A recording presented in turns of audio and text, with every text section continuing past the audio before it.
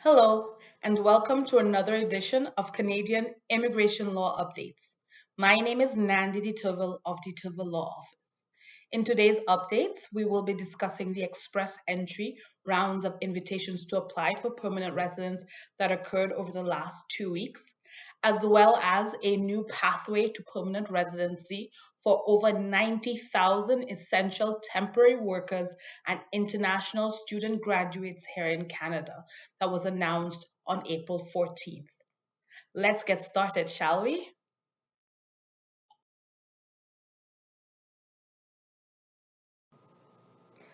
So, with relations to the express entry rounds of invitations to apply, those are still occurring. And the last two that happened in the last 2 weeks happened on April 14th and April 16th.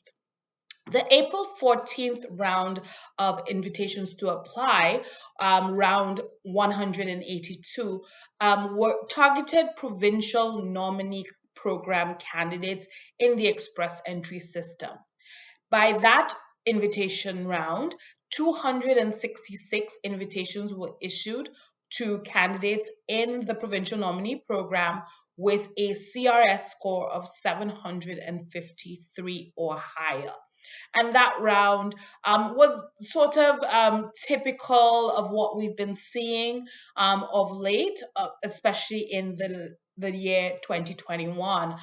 Since the round for this year, provincial nominee program CRS scores have actually been fairly high, the highest being again back on the January 6th round, where the CRS score for the lowest candidate at that point needed was 813. So there tends to be very high scores when there is a provincial nominee, because as many of you may know, having that provincial nominee certainly gives the candidates quite a few additional points, which allow for candidates to be in that pool. Again, this is a small number of invitations issued, 266, which is sort of a little bit less, but certainly not the lowest that we've seen for the year in terms of the number of invitations issued specifically to those program candidates. So again, the provincial nominee round issued 266 invitations with a CRS score of 753. So 2 days after that round, we had round number 183, which occurred on April 16th. Here, the Canadian Experience class candidates were the ones issued a total of 6,000 invitations. And Canadian Experience class, again, is candidates who have had Canadian experience working in Canada on a work permit. It is a pathway that many have used in the past. If they go from a student permit, for instance, into a postgraduate work permit, they're able to have at least 1 year of working experience under that work permit, and then they can transition, hopefully, into the permanent residence application so they can launch an express entry profile. And those candidates are a larger number, 6,000 invitations issued, and the CRS score in that grouping was 417 and higher. So it again is a little bit lower than what we've seen for the year, because we have sort of been this force 454, 461, 449. Again, we all remember that infamous or popular, depending on which side of the fence you fell, round that occurred back in February 13th, where the CRS score was 75. But that outlier, that number was certainly quite different from all the other rounds that we've seen so far. So this round of April 16th being 417 being the CRS score is more typical of what one would expect with the express entry rounds that have occurred in of late.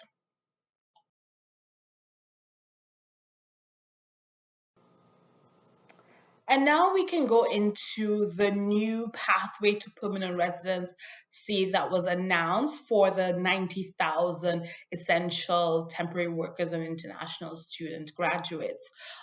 So on April 14th, the Minister of Immigration, Refugees and Citizenship Canada made this announcement that there were going to be these 90,000 spots for essential workers and international graduates. That number, that 90,000, was in fact going to be broken down into 20,000 applications for temporary workers in healthcare, 30,000 applications for temporary workers in other selected essential occupations, and 40,000 applications for international students who graduated from Canadian institutions. This round will be effective May 6th. So it is not yet begun, but many candidates are or should be rather looking forward to preparing themselves to be able to make these applications.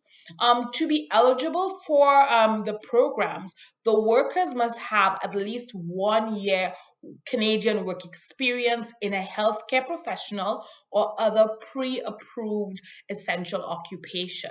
And those essential occupations is rather a broad list that now exists. We're talking cashiers and contractors and supervisors, pipe fitting trades, boil makers, tool and die makers, iron workers, electrical power line, just to name a few. There are, in fact, quite a few of those professions that are now underneath those other essential occupation titles. And again, it is about collecting that documentation to enable you to prove that you qualify for these particular circumstances.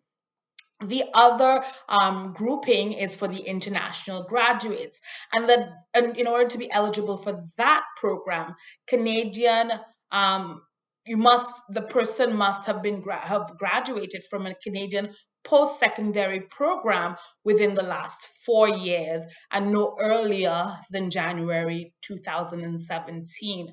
So it does cover quite a few people who may not yet have that 1 year work experience in the healthcare or other essential program, essential occupations, but it certainly covers quite a few people who may be eligible. There are other requirements for this newly announced program to residency, which again, I have certainly gotten calls and inquiries in order for us to help those clients with these particular circumstances which may be eligible for these programs. This is truly an exciting time for those people who have chosen Canada to be their new home, and the policies certainly seem to be geared towards making it a lot easier for people who have made a commitment to stay in Canada for the long duration to continue to be here on a more permanent basis. And for that is many people are now sort of taken a look, want to know how they can fit into the programs.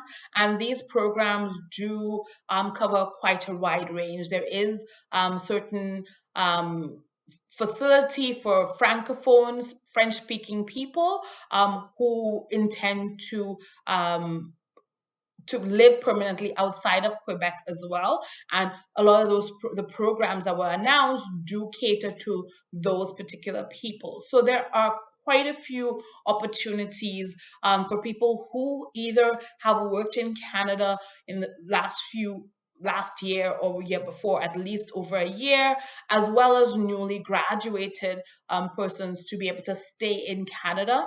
And it is a great opportunity right now that for you to sort of get that your information and get it prepared, because again, on May 6th, when this program does actually open up and the applications are going to be allowed to be accepted, it is likely that these spots are going to get filled up quite quickly, as many people have indicated an interest in formalizing their stay in Canada.